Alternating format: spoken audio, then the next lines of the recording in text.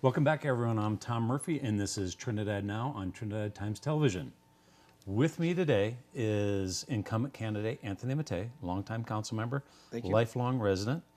Let me explain, Anthony, just as we've done, three segments: general, economic development, and then management of the city. Right. And you've done this before. You've interviewed with me before. I have. So what we're going to start with is your personal background. Okay. And where you're born, where you've lived, educated spouses, and number of children. Okay. At the onset, though, allow me to take time from my time here to thank you for what you do for the city of Trinidad by providing this venue so that voters can better understand what the candidates are all about, what they have to offer.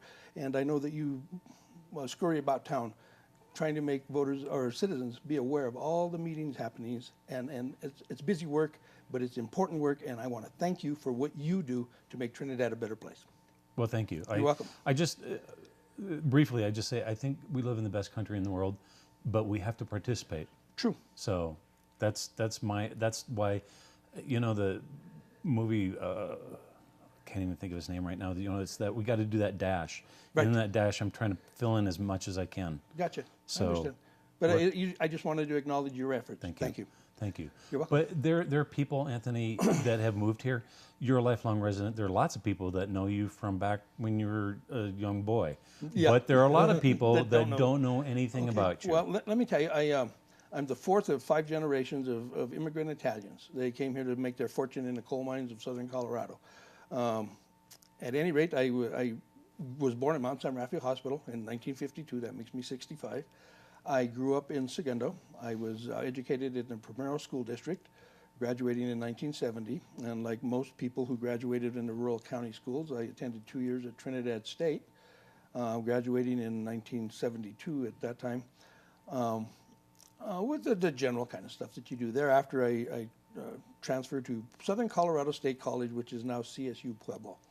And there I completed a bachelor's degree in behavioral science. And then I returned to Trinidad. For a short while, I actually was attempting to work in probation, but as the jobs I applied for, and I became unemployed, and I was married at the time, so I was working at Spanish Peaks Mental Health, still seeking a job in probation, as was my college background. At any rate, they were interested in people that had more law enforcement experience. One day, on a whim, I was sitting on Main Street and a Colorado State Patrol car drove by, and my wife and I were waiting for a business to open after lunch, and I told her, that's what I should do. So in 1977, I began the application process for the Colorado State Patrol. I was hired in 1978 and worked until 2006. I actually worked 29 years. I bought 1 year, so I left with a 30-year retirement. I retired at a very young age. So for the benefits of health insurance and such, I became employed at the Los Alamos County Courthouse as a security officer. At that time, not working for the sheriff's office. Now I'm a deputy, and I work for the sheriff's office.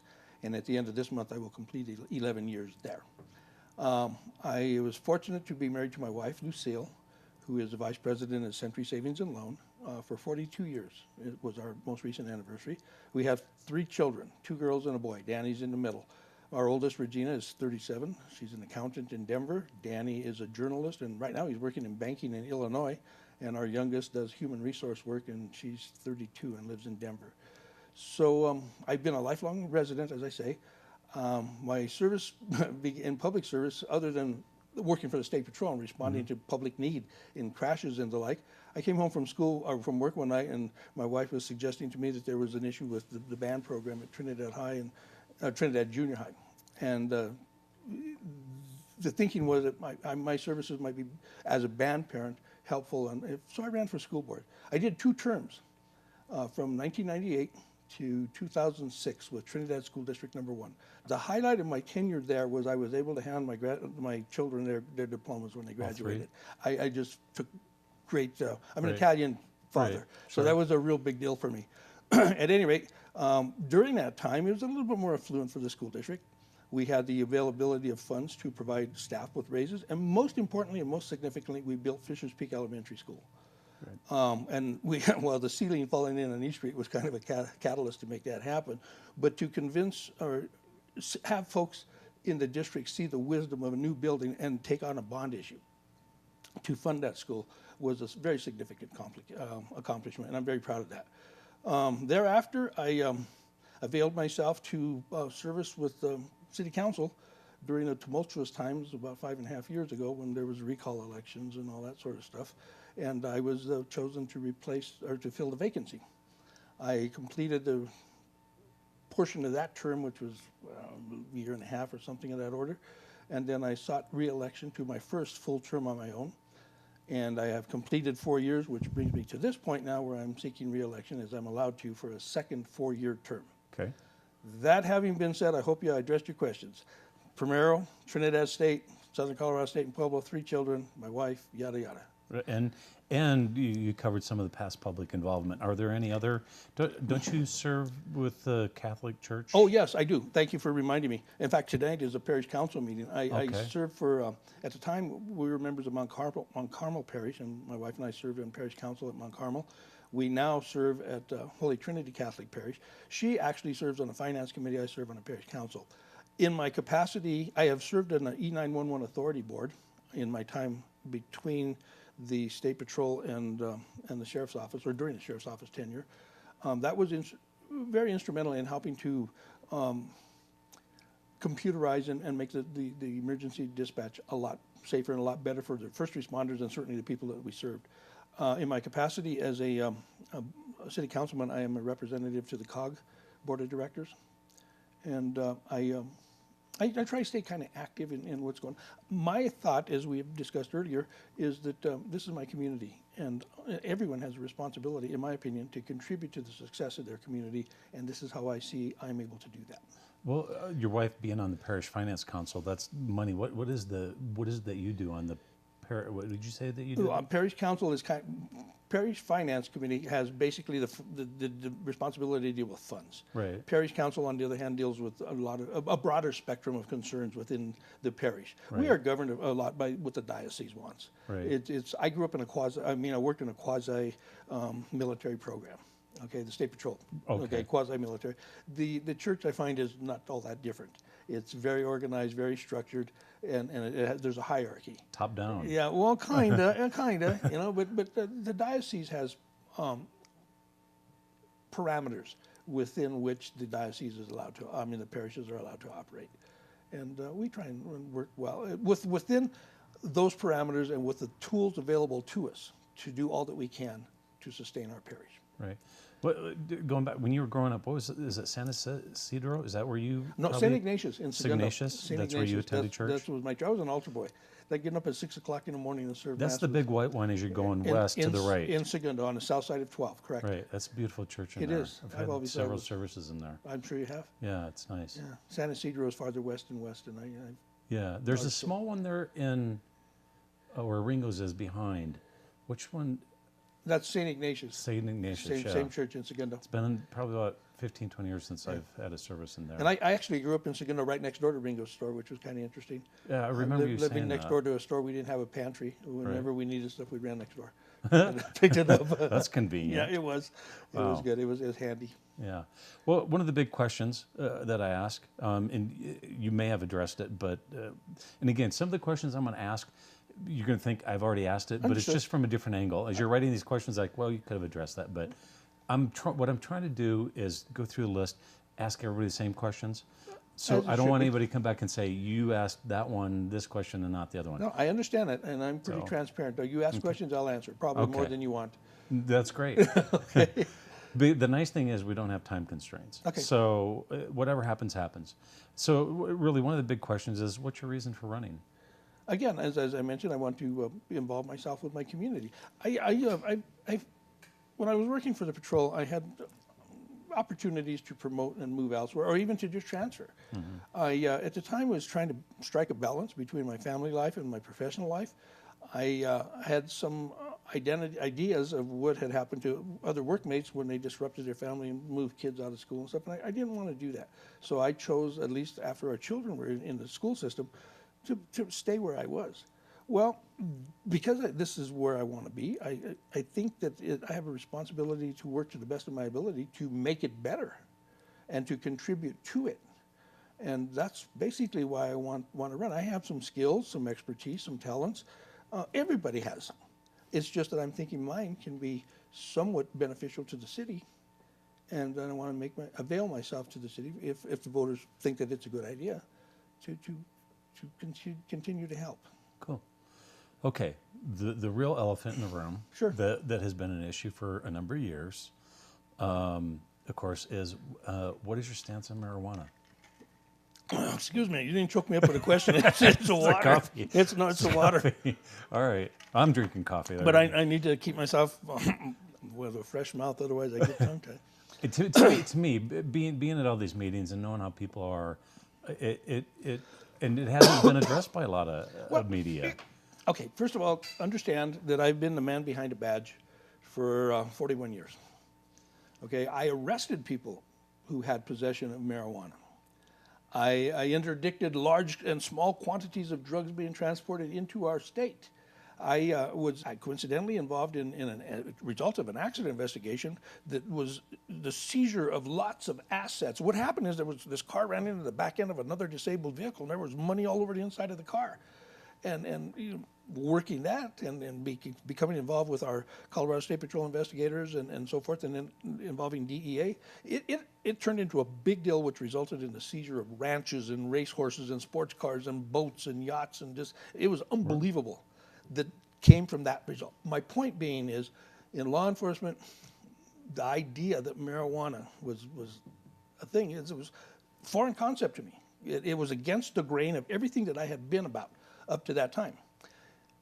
Let me also say that I have taken many oaths in the course of my time, promotion and hiring, and the oath to tell the truth whenever I testified in court. One of the oaths that I took when I began service with City Council was to support the Constitution.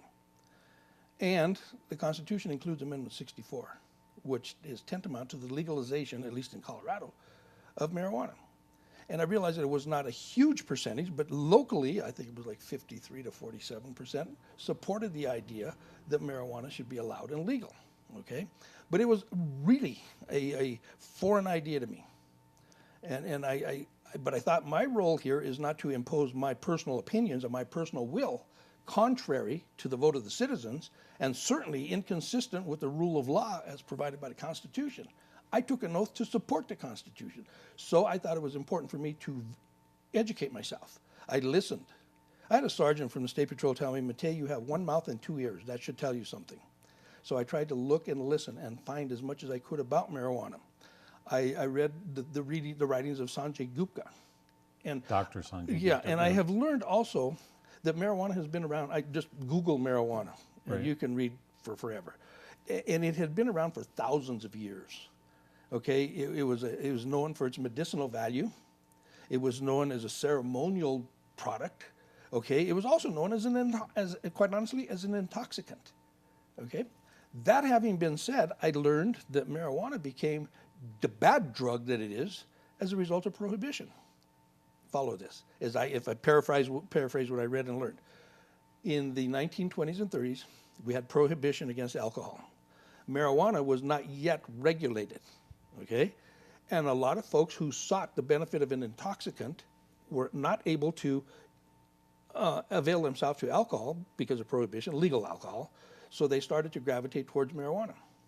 Those persons who ran the distilleries and the legal distilleries, not the moonshine folks, they thought, well, if we can get a handle and control marijuana so it's less accessible, then we have a greater chance of resurrecting alcohol.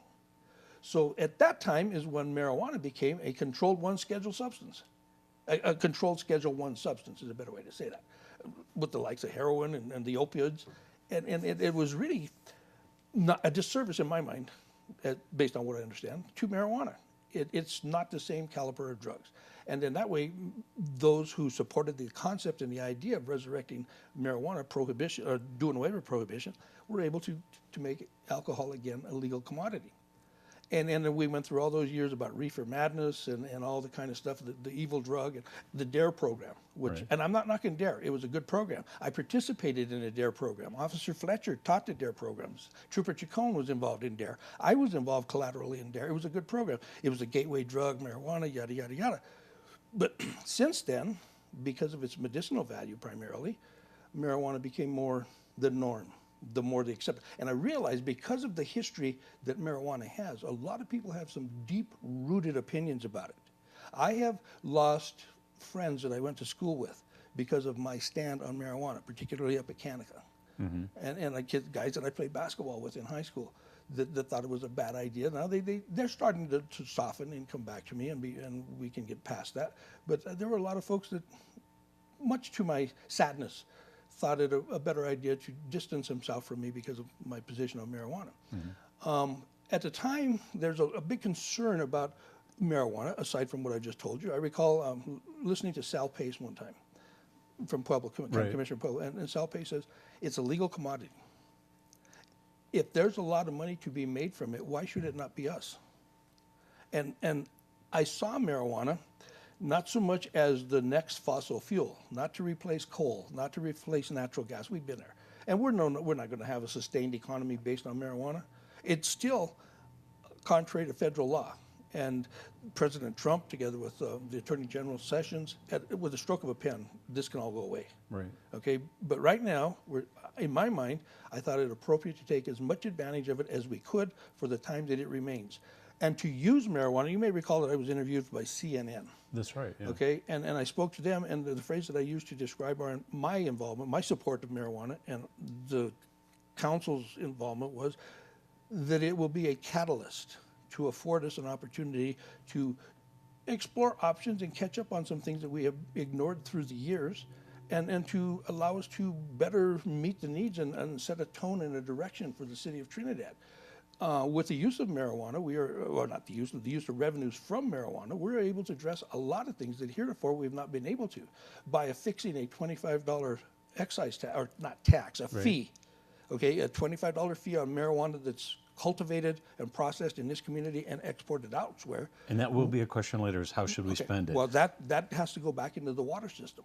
And our water system is in dire need, and I know that we may go there at some point, so I will not get ahead of myself. But I hope I've addressed the point by telling you that marijuana, I use this a lot, this example. It doesn't have an immediate impact on my life. Right. Let me say, I get up and I go to work. My wife gets up and she goes to work an hour or two later. Okay, we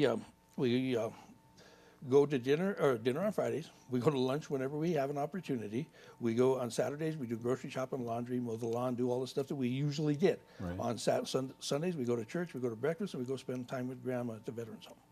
And our lifestyle has not changed given the presence of the marijuana facilities and retail outlets that are in town. What has changed is a lot of buildings that would have been collapsed and disrupted and broken windows are now been resurrected. And if marijuana falls and goes away, we still have buildings that have been resurrected and refurbished, and that's good. That's the point I made with the mayor. Okay, yeah, we still have those buildings.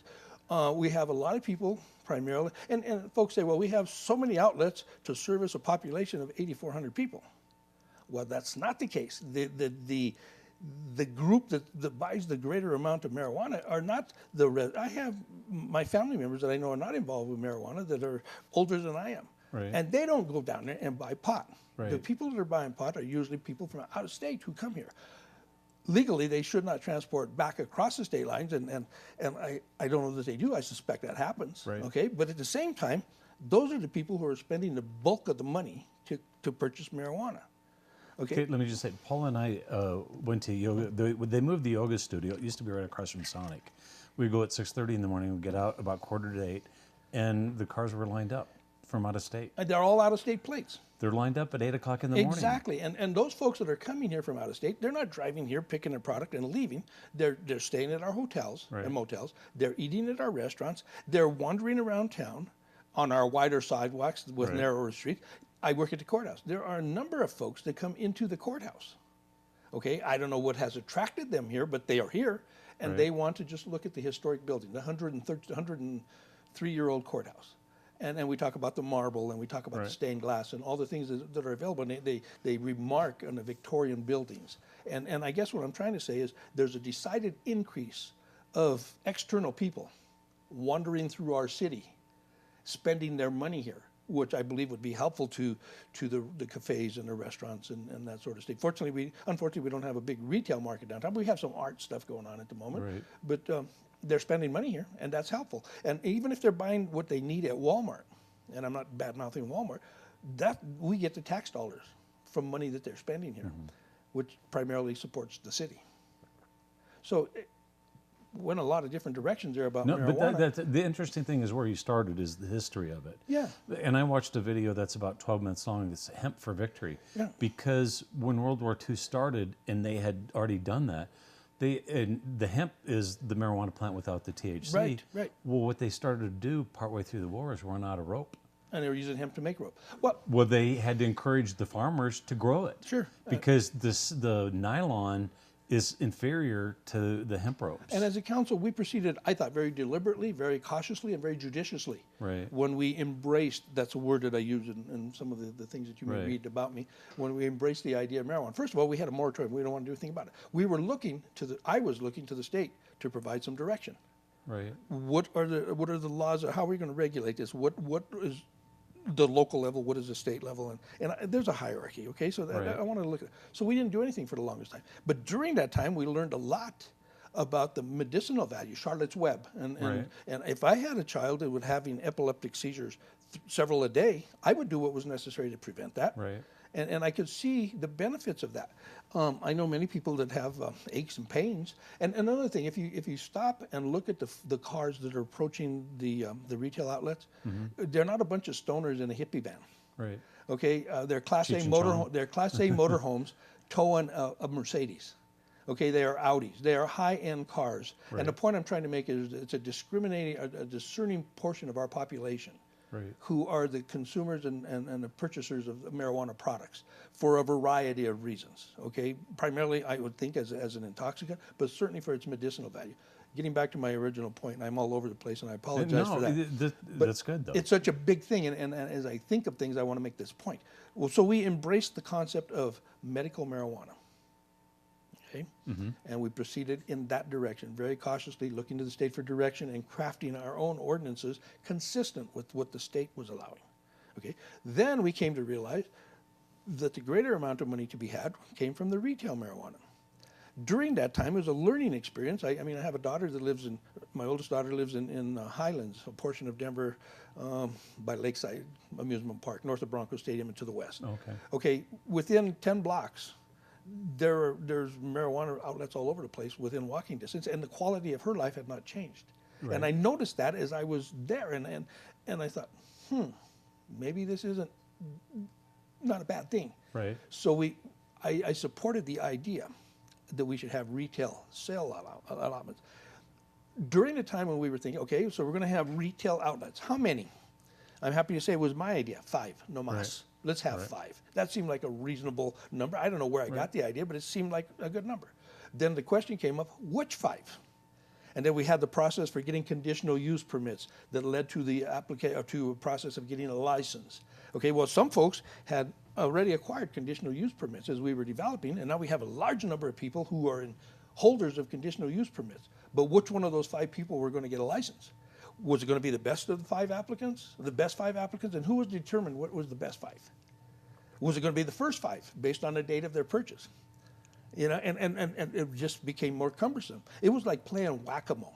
Right. As things popped up, we'd make rules against it, and then something else pop up somewhere. So now we had this dilemma. Which 5? And how are we going to choose that? Michelle I frequently take my lead from her just because of her experiences in life and finance and the like. She has an MBA from Stanford. I got to respect that. Okay. Very successful. So I hold what she says in high regard. And having worked in energy and what she's done with ARPA, and not to go down that road, but coming from New York, she knows a lot of stuff about free enterprise and the like. So we thought, well, let's let the free market take care of itself, and we won't have a limit. So we tried that. Whack-a-mole. This is a good way to go. Then we realized we were getting inundated, and it was more than we wanted, and we got a lot of pushback from the more conservative portion of our community. So then we said, well, maybe that wasn't such a hot idea. Maybe we need to cap it at however many, 20, 30, okay? But now we had all this influx of people that were in the queue. They were in the process. They had conditional use permits, and we couldn't just stop them because they'll sue. Right. And they have the resources to sue. There's a lot of money. People come in here, and when we read their applications, I know a son of a guy I went to high school with that came here from Pueblo, and he put down $800,000. When I read the thing, $800,000 of his own money. And I'm thinking, that kind of guy and that kind of financial power, they can sue. The city cannot withstand it. Right. So what I thought was to those persons who had a conditional use permit and were in the queue. Now, some of those, by virtue of time, were timed out, and they didn't follow through with their one-year thing, and that was okay. While others did, and we have a duty, in my mind, professional integrity, okay, and honorable business to acknowledge those. And that's what we were doing, so that those persons got retail licenses. And they were setting up shop in buildings that they had renovated, that they had restored, that they had refurbished, that they had taken from being collapsed and broken down, and a lot of revenue was to be made from the sale of real estate, okay? To my point about it hasn't affected my life a whole lot, except now we have businesses that are paying people a healthy salary, some of them even with insurance benefits and the like, okay? Right. And the thought was always made, well, we need a lot of independent businesses with 7 or 8 or 10 and 15 employees. Well, we have that. It's just the product they're selling is a product that a lot of folks are leery about. But I think they're softening their idea, okay? I know people that use marijuana salves on their aching joints and that kind of stuff, you know, and that's not to say it's a bad thing. It's a good thing. You find relief wherever you can. Right. All right, that having been said, I think people are starting to see that it's not a bunch of stoners, Cheech and Chong, getting high, standing out in front and molesting people. They don't do that. We have retired people, we have professional people, we have folks who can afford this product coming to our town to spend their money, and we should take advantage of that, in my mind, so that we can have the revenues to do the things we need to do. You know, I've been there for a long time filming, and I was there when you guys made this decision. And the other thing that was happening at that time, and I remember you guys essentially saying to staff, find us some revenue, because at the time, the city was hurting financially. The city was in a disastrous position. To my point about playing whack-a-mole and the resources available to persons involved in the marijuana industry, there was a gentleman who had the interest to purchase the old railroad building down by where my father-in-law's gas plant, Eureska's restaurant was down there, the train station, okay? And his idea was to put 17 retail outlets in one building.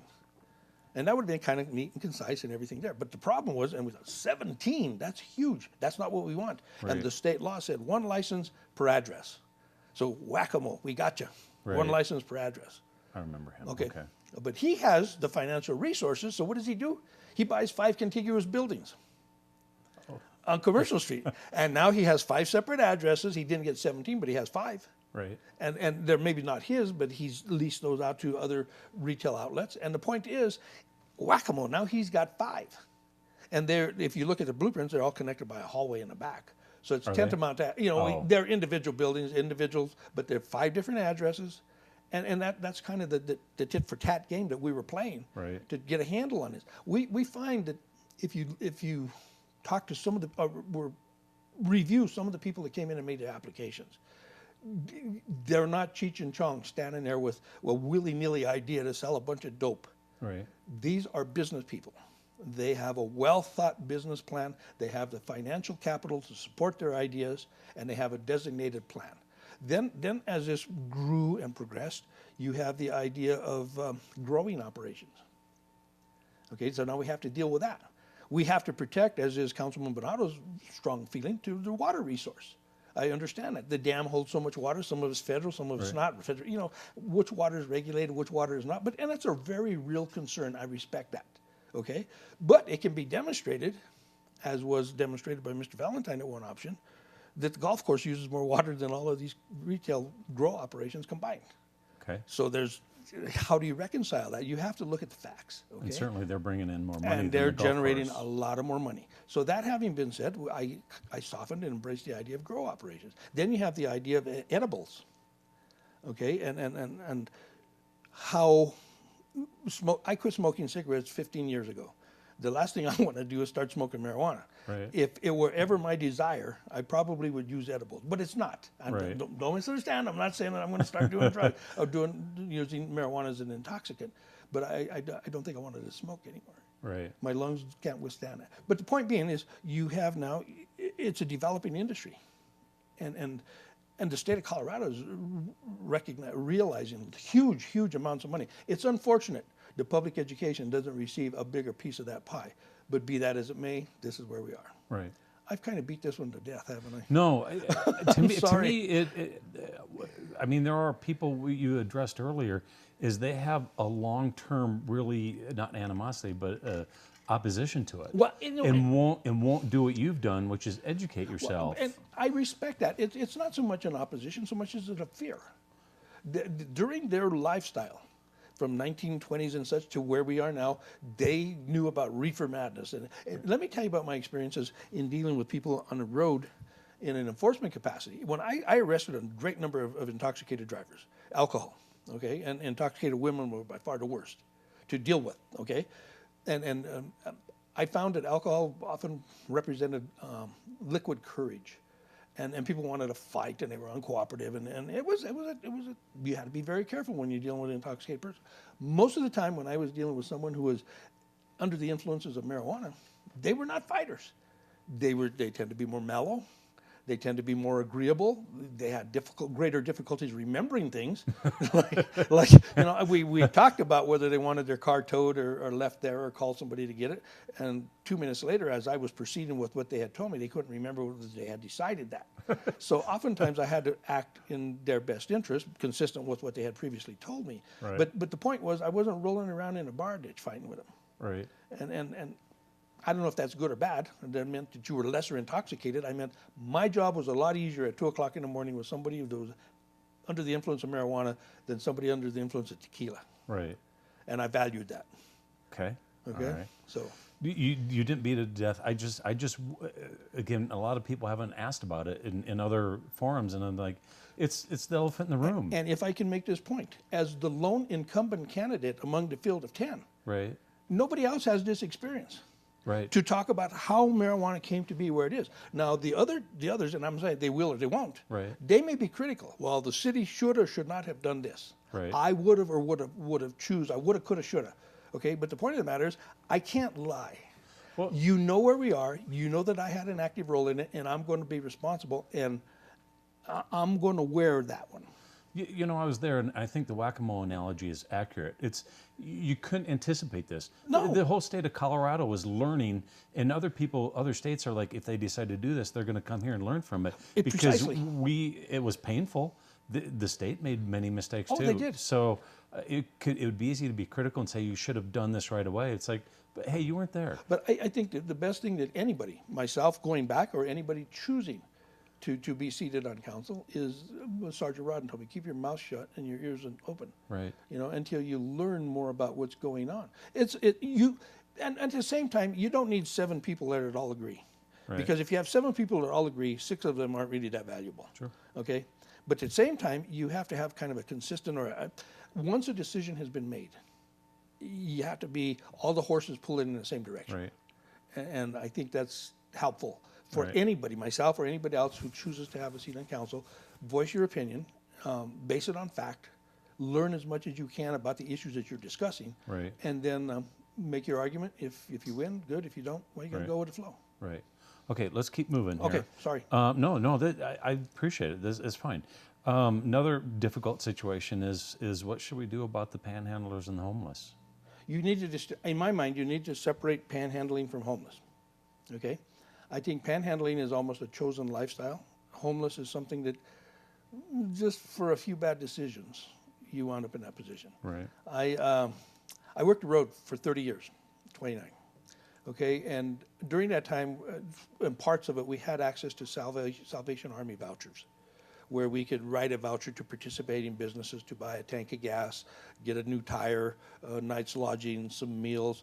There were times, not only I, but many troopers, many patrolmen, bought meals out of their own pocket.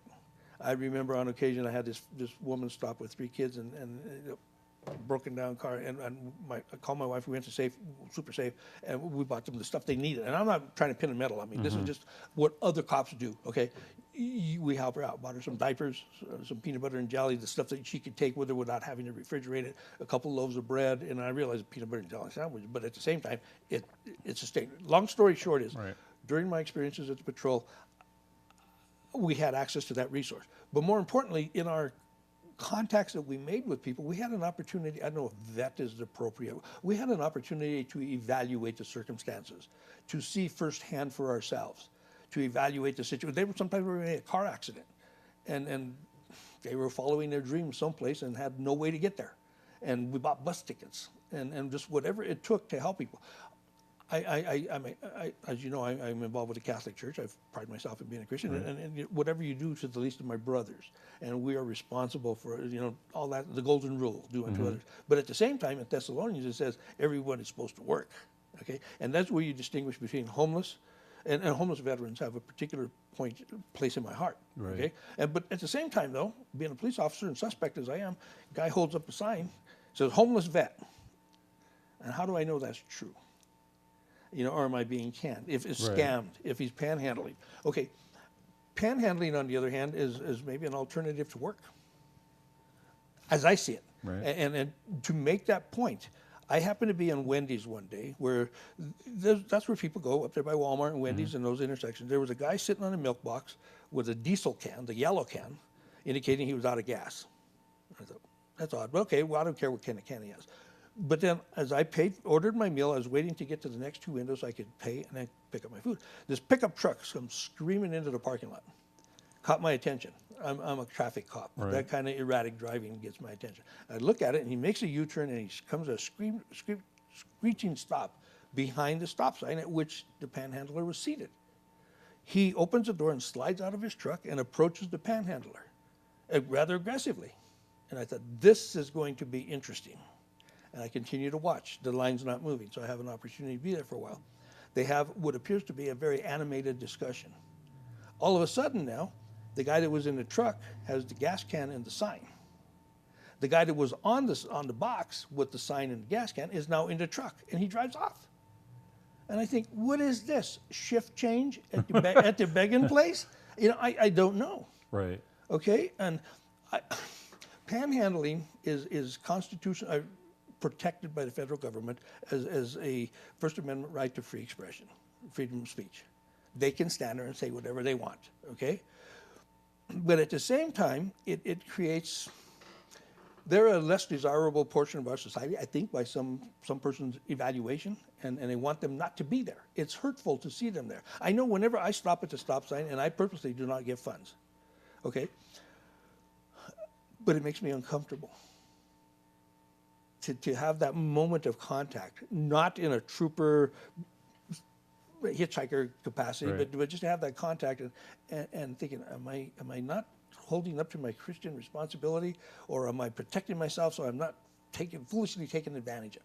So, and I drive off. Okay, to that end, and to make our area safer, I've offered a couple of suggestions. First of all, that maybe freedom of speech, yeah, but in a particular area. Well, I don't know, we can legally regulate that, okay? I get Google, try and find out stuff. I realized that when I was working the road and we had traffic crashes, we wore reflective vests because we were out in traffic. Highway department workers, when they're patching roads and fixing overlaying construction, everybody wears a vest because they're out in traffic. When they bring the inmates from the penitentiary to pick up trash along the road, they wear a vest for protection. My thought was, if you have panhandlers interfacing with traffic, they should be required to wear a vest. Maybe we should have an ordinance that says you can exercise your First Amendment right to free speech. However, if you're going to interface with traffic, you need to be doing so in a safe manner. Right. Okay, that kind of fell on deaf ears, and then how the logistics of administering that kind of a program. You need a permit to have a garage sale in Trinidad. Maybe we should have a permit to panhandle for a particular period of time at a particular location. All right? Another idea that came up to mind is interfering with traffic. Now, when I'm leaving Walmart and I'm in traffic and I'm 4 cars back and I got milk that is turning to cheese because traffic's not moving, because the cars ahead of me are looking through their purse to find 2 quarters to give to the guy, okay? I'm thinking, why can't that person remove themselves from traffic, pull in the Quality Inn parking lot or pull into the Wendy's parking lot, assuming that that's what they want, and take the time necessary to find their money and do everything off the right of way, and then does not interfere with the flow of traffic. Maybe what we need to do is like instead of arresting the prostitutes, arrest the Johns. Instead of arresting a panhandler or dealing with a panhandler, what about the persons? There's a statutory responsibility. You cannot impede traffic. Right. And by taking your time to hold up traffic, to dig a quarter out of your ashtray and give it to the person, or $1 or whatever it is you have, that impedes traffic. The idea too is homeless folk or people in need. And Right. trust me, I want to lend a hand up rather than a handout, but buying food. Okay, and I've talked with friends who work up in that area, and they say they're given food. They don't want the food; they want Right. the money. Right. What they do with it, I don't know. Some would say, well, they want to buy marijuana and get stoned. It'd be a problem in our community. They want to live down by the river or under the bridge. I understand it, but homelessness and that kind of lifestyle is not unique to Trinidad, and it's not a result of marijuana. I've actually used the story that you told me with the other candidates. Aren't you the one that said that you were coming out of the Vatican? Yes. Yes, thank you for reminding me. I don't mean to jump on you. After I did that, and I came across something on Facebook that talked about homelessness in all these tourist attractions. Sure. And they said this isn't a Trinidad or Denver. No. This is worldwide. My wife and I and her sister and husband had occasion to travel together 2 years in October. We went to Italy. A beautiful trip. But notwithstanding, we were in Rome. And we were walking from St. Peter's Basilica, no, from the Sistine Chapel to St. Peter's Basilica. There were panhandlers along the way. They don't sell marijuana in the Vatican, so far as I'm aware. Right. Okay, so to say these marijuana attracts panhandlers is not consistent with my experience in Rome. Right. And there were people elsewhere in Rome. And then the tour guide said, well, just ignore them. I find that the best way to, in my mind at least, the best way to control the panhandling situation, don't give them any money. Right. They won't be there if it's not productive to them. Yesterday, for example, I was just leaving Walmart, and I happened to 3 cars back, and I saw this pickup truck traveling in the weeds south of the Quality Inn on the road adjacent to where you go to Starkville. Right. Okay, here's a little blue Dodge pickup driving in the pasture.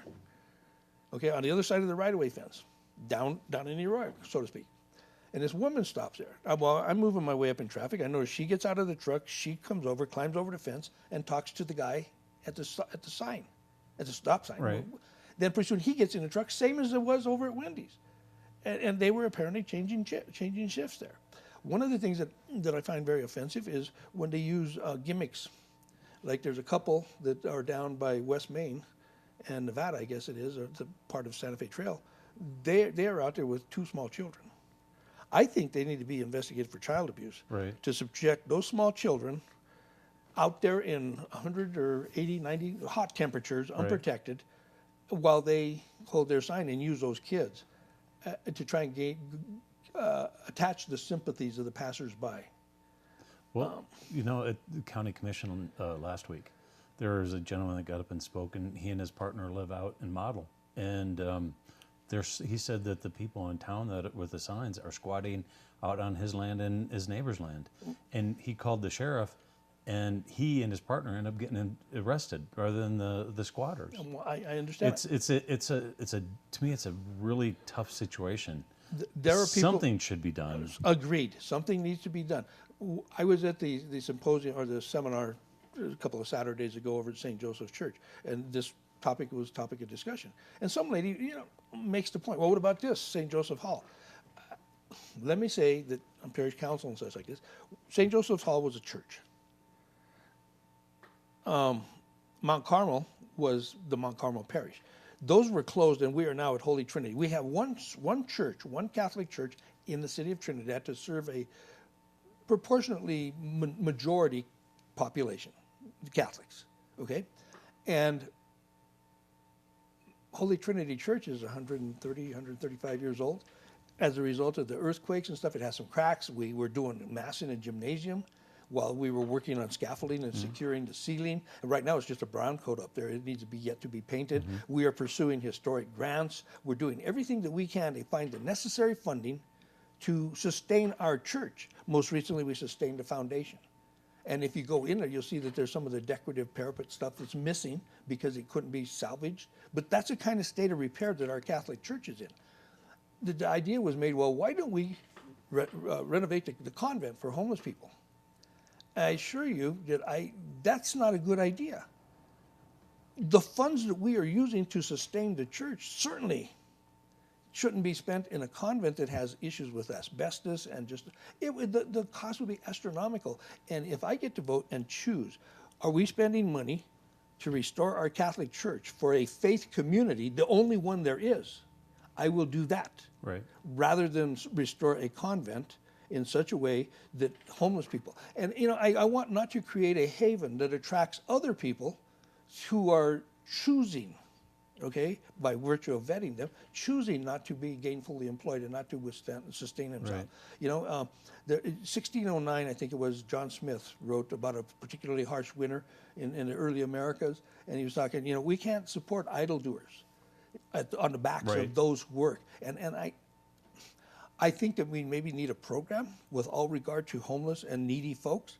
Okay, but there's a number of programs that are out there. But if we're going to do one, rather than handing them money, maybe what we need to do is put up signs at those areas where panhandlers tend to congregate, telling compassionate people, if you are interested in helping panhandlers and homeless people, make your contribution to Trinidad Ministerial Society or something like that. And then what we will do is create a program similar to the Salvation Army so that persons with true need can go and get that which they need to get a hand up rather than a hand out. Right. And we don't have people, and it could be rumored that they make $300-400 a day. Right. They will deny that. Who knows? I mean, right. They don't file taxes. Okay, I do. You right. do. They don't. And I'm suspect. And I'm talking more than I should about this, and I'm sorry. There was one kid, though, that said, I'm not going to lie to you, his sign says, I just want marijuana. I was always very, very respectful for honest people on the road. But right. Last question in this segment. How much time are you going to devote to city council? As much time as is necessary. We get our council. I'm kind of proud of this idea, too. We used to get council packets. It was a manila envelope filled with paper. We killed a lot of trees in the early years that I was there. And then I said, why don't we have electronic packets? First of all, we don't kill a bunch of trees. Okay, and I realize you have the cost of the tablets or whatever we use, and then you don't infringe on the police department to run around to everybody's house delivering the packets. And if there are updates or revisions, then they got to come back and do it again. Okay, so it was my suggestion. We tried it for a while, it didn't work. Some of the older folks didn't like the idea, and then now everybody agrees. So we have our tablets. Okay, so we get electronic packets, we get city email, so that helps minimize the time where you have to be physically someplace because we have electronic communications with each other and with the packet. Okay, so and if there's an adjustment or a change or a revised agenda, we can get that through email, and it saves. It's more efficient. Right. We have grudgingly come into the 21st century. Okay, electronically, and that's helpful. So the short answer to your question is how much time is. I have a full-time job. Well, I work 30 hours by virtue of that county thing, okay? Michelle runs a business. Liz runs 3 businesses. Fletcher was working part-time or at probation.